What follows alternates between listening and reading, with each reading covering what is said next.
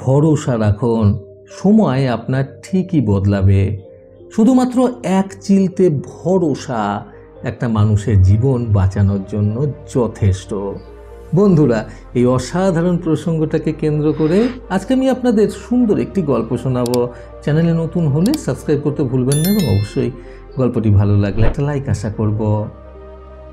একবার একজন ব্যক্তি মরুভূমির অত্যন্ত গভীরে হারিয়ে যায়। ধু ধু মরুভূমির মধ্যে চারিদিকে শুধুমাত্র বালি আর বালি ছাড়া সেই ব্যক্তি কিছুই খুঁজে পাচ্ছিল না। কিভাবে সেখান থেকে বেরিয়ে আসবে, কি করলে এক ফোঁটা জলের হদিশ পাবে, কোনো কিছুই সে বুঝতে পারছিল না। সেই মুহূর্তে সেখানে দাঁড়িয়ে ব্যবসা সূত্রে কয়েকজন বন্ধু বান্ধবের সাথে সেই ব্যক্তি বেরিয়েছিল শহরে যাওয়ার উদ্দেশ্যে। শহরে যাওয়ার পথে সেই মরুভূমির কাছাকাছি এসে দিকভ্রষ্ট হয়ে বন্ধুদের থেকে দলছুট হয়ে পড়ে সেই ব্যক্তি। তারপর ভুলবশত মরুভূমির অত্যন্ত গভীর এসে ঢুকে যায়। মরুভূমির মধ্যে চারিদিকে ঘুরতে ঘুরতে এবং সেখান থেকে বেরিয়ে আসার রাস্তা খুঁজতে খুঁজতে তার প্রচণ্ড জল তেষ্টা পায়। তেষ্টায় তার গলাটা যেন শুকিয়ে যাচ্ছিল। জলের জন্য তার প্রাণটা বেরিয়েই যাবে, ঠিক এমন সময় সে সেখানে দাঁড়িয়ে তার থেকে কিছুটা মাত্র দূরে সেই ব্যক্তি একটি খড়ের ছাউনি দেখতে পেল। সেটা দেখে সে ভাবল সেখানে হয়তো কোনো মানুষের বাস রয়েছে। এটা দেখার পর তার মনের মধ্যে প্রাণে বেঁচে ফেরার জন্য একটি আলোর প্রদীপ জ্বলে উঠল। তারপর তেষ্টা এবং ক্লান্তিতে ধীরে ধীরে সেই ছাউনির দিকে এগিয়ে যেতে লাগলো সেই ব্যক্তি। ছাউনির কাছে পৌঁছাতেই সেই ব্যক্তি দেখতে পেল সেখানে কোনো প্রাণীর হদিশ নেই ঠিকই, কিন্তু তার মনটা আরও আনন্দিত হয়ে উঠল যখন সে সেখানে একটি চাপা কল, অর্থাৎ যে কলগুলোকে হাত দিয়ে পাম্প করে নিতে হয়, সেটা দেখতে পেল। কলটা দেখা মাত্রই সেই ব্যক্তি তাড়াতাড়ি করে সেদিকে এগিয়ে গেল কল পাম্প করে জল পাওয়ার আশায়। কিন্তু বহুবার কলটা হাত দিয়ে পাম্প করেও কল থেকে এক ফোঁটা জল বেরিয়ে আসলো না। এটা দেখে খুবই হতাশ হয়ে সেখানে সেই ব্যক্তিটি বসে পড়ল। সেই মুহূর্তে তেষ্টায়, কষ্টে, ভয়ে তার কান্না পেয়ে গিয়েছিল। তারপর সে কাঁদতে কাঁদতে আকাশের দিকে তাকিয়ে ঈশ্বরকে ডাকতেই যাবে, এমন সময় সে দেখল ঠিক তার মাথার উপরের দিকে একটি বড় গাছ রয়েছে এবং সেই গাছের থেকে দড়ি সমেত একটি বোতল ঝুলছে। ছোট্ট একটি বোতল এবং তাতে ভর্তি করা জল রয়েছে। বোতলটা দেখা মাত্রই সেই ব্যক্তিটি আর কাল বিলম্ব না করে তাড়াতাড়ি করে হাত দিয়ে বোতলটাকে পেরে নিল।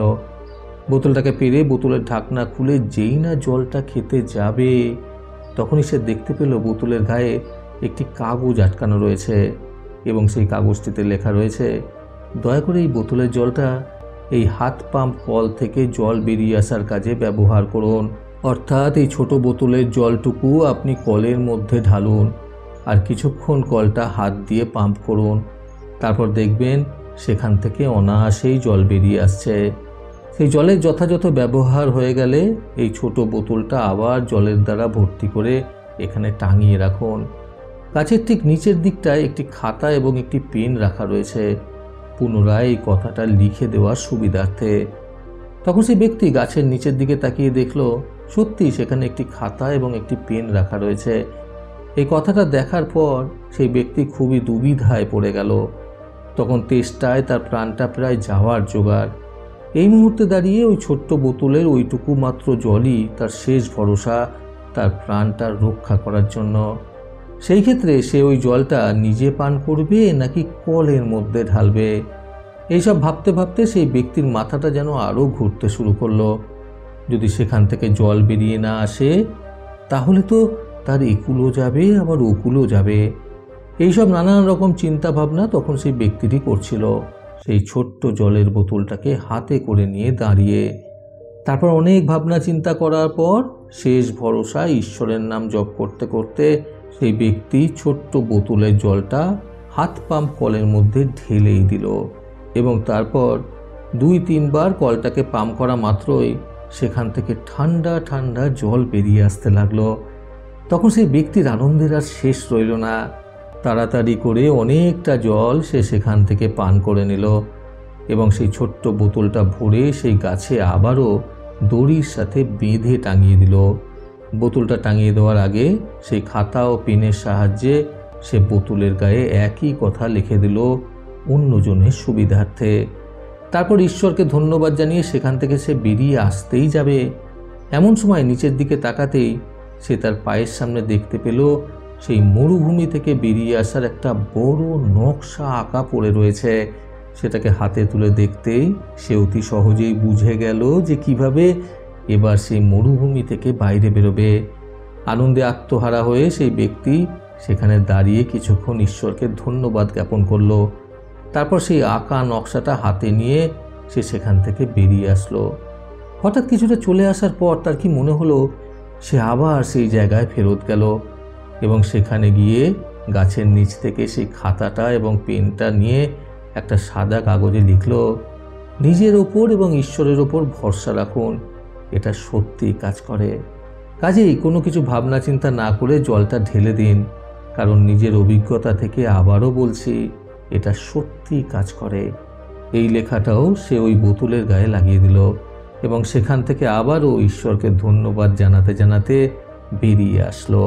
বন্ধুরা, ভরসা এই কথাটার গুরুত্ব কিন্তু অপরিসীম।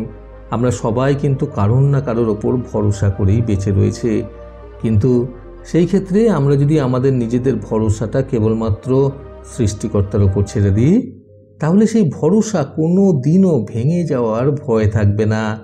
আর কেউ যদি আপনার ওপর ভরসা করে বেঁচে থাকে, তাহলে ভুলেও কখনো তার ভরসা ভেঙে দেওয়ার মতো পাপ কাজ করবেন না। ঈশ্বরের ওপর ভরসা করে থাকলে তিনি বিপদের সময় ঠিক কোনো না কোনোভাবে বার করে আনবেন, এটা নিশ্চিত। বন্ধুরা, ঈশ্বরে বিশ্বাস রাখতে আজকের এই সুন্দর গল্প থেকে শিক্ষণীয় 3টি কথা সর্বদা মনে রাখুন। প্রথমত, ভরসা যদি রাখতেই হয় তাহলে নিজের সম্পূর্ণ ভরসা ঈশ্বরের উপর রাখা উচিত। দ্বিতীয়ত, কেউ যদি আপনার উপর ভরসা করে থাকে তাহলে তার ভরসা কখনোই ভেঙে ফেলা উচিত নয়। তৃতীয়ত, ঈশ্বরের উপর ভরসা করলে তার সঠিক ফল ঠিক পাওয়া যায়, শুধুমাত্র সময়ের অপেক্ষা। প্রতিবারের মতো আবারও বলবো, এই পৃথিবী তাদেরকেই সম্মান দেয় যারা ইউনিক কিছু করার ক্ষমতা রাখে। সকলের সুস্থ এবং সুন্দর জীবন কামনায় প্রকৃত জীবন থেকে আমি সন্তু চক্রবর্তী আবার আসবো আগামীকাল নতুন সুন্দর শিক্ষণীয় একটি ছোট গল্পের সাথে। ভালো শুনুন, ভালো থাকুন। ধন্যবাদ।